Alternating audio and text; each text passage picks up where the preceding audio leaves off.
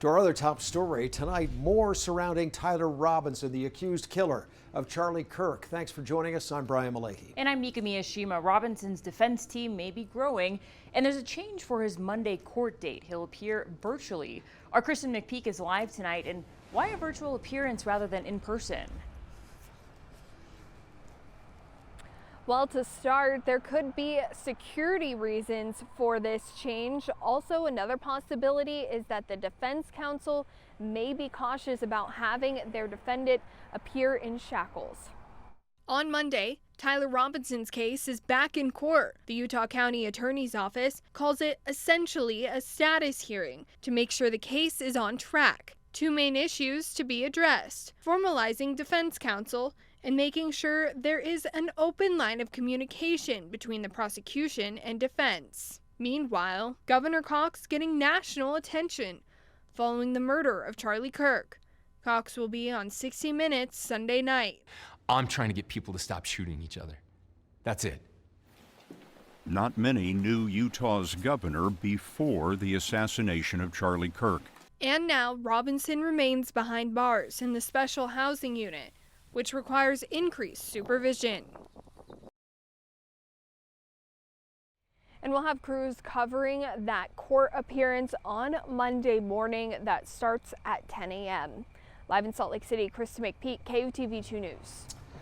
Okay, Kristen, and Tyler Robinson's defense will likely not be cheap, and taxpayers in Utah County will pay for it. At least 3 attorneys could represent Robinson at the hearing on Monday. They're private lawyers, but will be paid with taxpayer money. The Utah County Public Defender's Office does not defend capital murder cases. This week, Utah County commissioners reportedly approved $1 million for both Robinson's defense and to hire more prosecutors. And you can stick with 2 News for coverage on the case. You can watch the governor's interview on 60 Minutes tomorrow right here on Channel 2 at 6 p.m. That will be right after 2 News at 5. Tyler Robinson, the man accused of killing Charlie Kirk on UVU's campus, is expected in court tomorrow morning. It will be a virtual appearance in Utah County.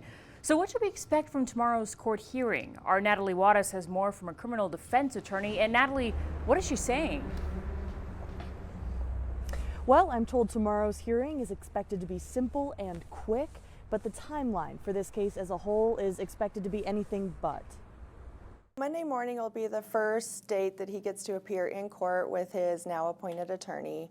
My guess is the court will just make sure that his attorney is willing to accept the appointment, place that on the record, and probably just set further dates for status conferences. Criminal defense attorney Sky Lazaro is not affiliated with the case, but weighed in on what we can expect the process of this highly publicized case to look like. I think there's probably some discovery that needs to be exchanged. In addition, it sounds like this is still an ongoing investigation. Robinson, 22, is being held in the Utah County Jail. After this short hearing, Lazaro says the attorneys will get to work. I would assume that his court-appointed attorney is going to need to add some people to our staff. They'll need to get mitigation experts on board because this is a death penalty case. She expects another status hearing in a month or so. He is entitled to a detention hearing. However, in Utah, the likelihood that he'll be released pending trial is probably non-existent. She says with so much going on in the case, she would not expect it to resolve quickly. Death penalty cases usually take years to get through the system, just because of the nature of everything that needs to go into them, on the mitigation side, on the defense side, on the prosecution side.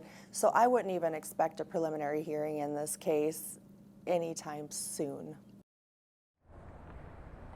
Now, Lazaro says in felony cases, the defendant doesn't have to enter a plea until after the preliminary hearing, which, as you just heard, may be a while here.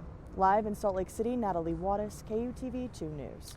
Okay, Natalie, and continuing coverage since Charlie Kirk's assassination, Governor Cox has been talking about trying to understand one another, listening despite differences. And tonight he shared that message on the national stage on 60 Minutes, pushing for an end to violence and respectful dialogue.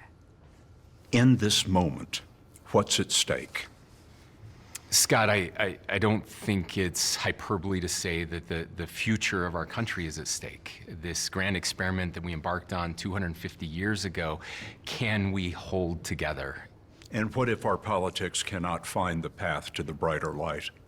That's the question I always ask. When I hear people say that we're at war, I say, okay, and what? What does that mean? What is next? Who am I supposed to shoot now? Cox also returned to UVU, urging students to rely on themselves for change, not politicians. 60 Minutes asked if Cox might run for president, and he said he has no interest in a race for the White House. In southern Utah, about 100 people gathered in St. George tonight to sign a Peace Over Polarization proclamation. The statement was written by Washington County residents following the fatal shooting of Kirk at UVU. It calls for an end to celebrating violence, rejecting labels and stereotypes, denouncing abuse of authority, and promoting civil discourse. Organizers say the goal is to inspire unity and hold each other to a higher standard.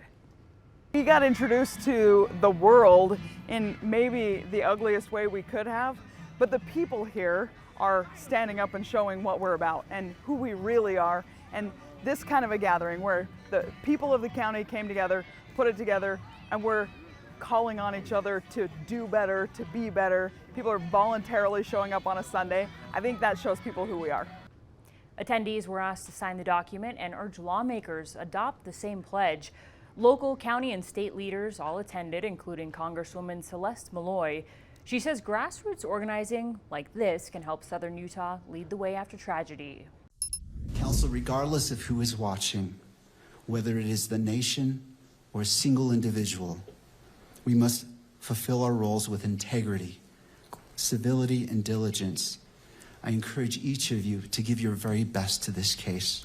The suspect in Charlie Kirk's assassination, Tyler Robinson, appeared in court today remotely. Former federal prosecutor and president of West Coast Trial Lawyers, Nima Rahmani, joining us. Not much accomplished, as you know, at this hearing today, but there is a massive volume of evidence that was referenced. What do you make of the decision not to show Robinson's face?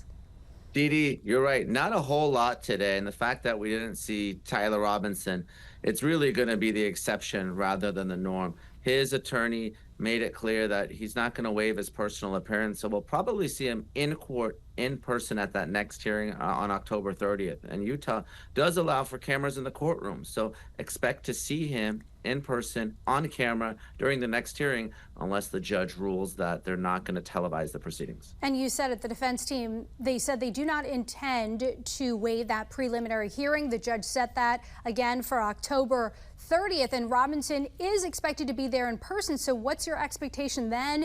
And what impact could the suspect this time being there in person, what impact could that have? Dee Dee, to proceed to a felony jury trial, the prosecution has to do one of two things: get a grand jury indictment or go to a preliminary hearing. That's essentially just a mini trial before the judge, and the judge needs to rule that there's enough probable cause to move forward. There's certainly, like you said, overwhelming evidence in this case that Robinson was indeed the shooter, but it does tend to give the defense some information. So sometimes they won't waive the preliminary hearing, even though it's a formality, so they can get information from the prosecution about the case. Now, they still may try to work out some sort of deal to try to save his life, or they may end up pleading guilty altogether and just moving to the penalty phase and argue to the jurors then that he should spend the rest of his life in prison and not be executed. But at least for now, we're going to have a prelim very soon. Charlie Kirk's alleged killer, is it even possible to limit pretrial publicity if the prosecution is worried about that? I mean, I can't think of anyone who doesn't know of this case.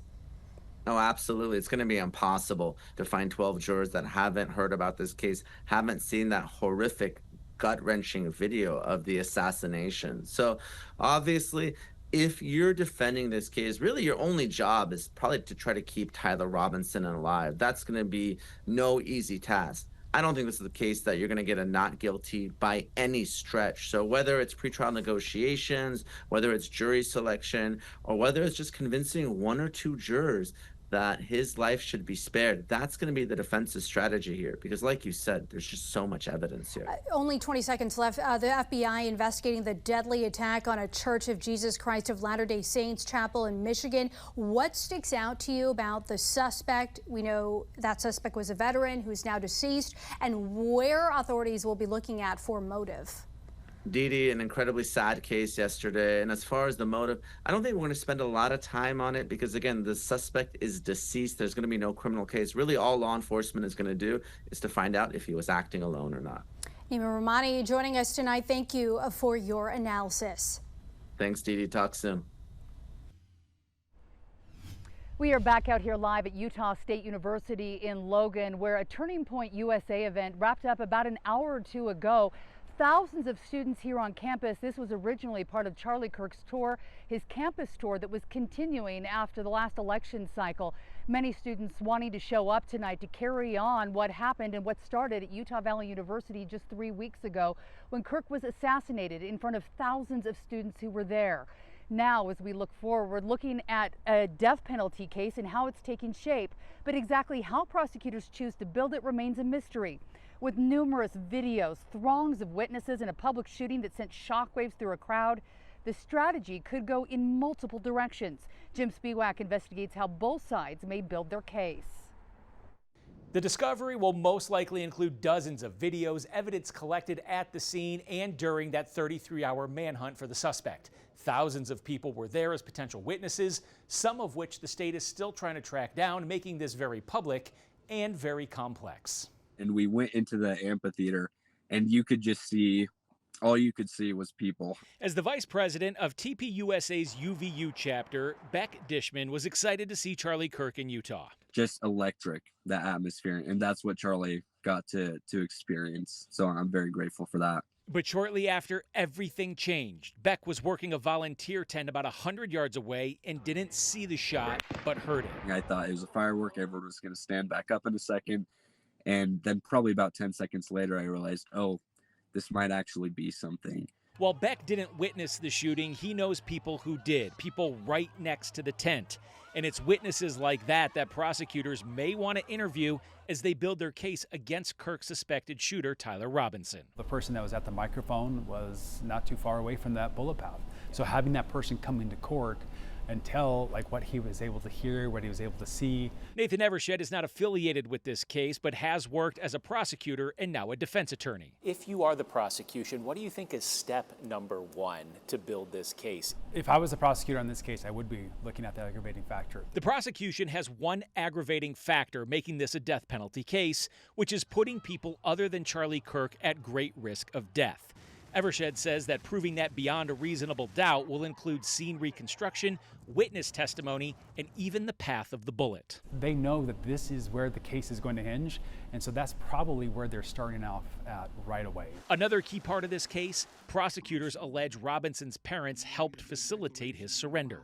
Could we see them testifying against their own son? And it looks like they are really key and important witnesses to this whole thing. That they provided an incredible amount of information. There's no privilege as his parents can get out of something like this. If you're subpoenaed by the state of Utah to testify, you have to testify, you have to answer questions, unlike spouses, for example. Evershed predicts the defense knows the prosecution may focus the case around the aggravating factor of others being at great risk.